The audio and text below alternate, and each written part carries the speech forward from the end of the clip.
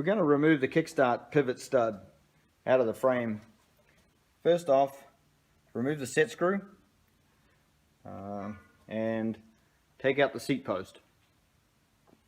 And then this end of the frame, we have an access hole.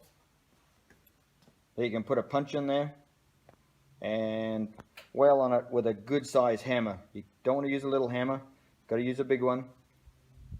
What happens is these shafts have been in there for 70 plus years, and they can take quite a bit of persuading to get out.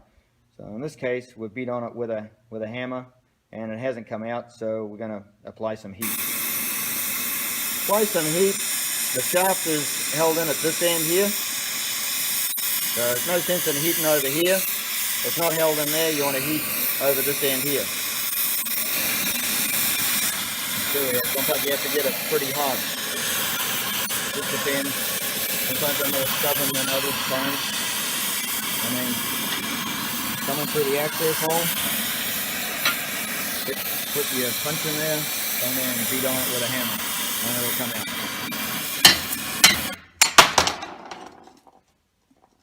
Whatever you do, don't touch that. You will get burnt. Let it cool down. Do not use water on the casting anywhere here. Do not ever use water. You'll change the metallurgical structure of it and make it brittle and ruin it. So just let it cool down naturally by air.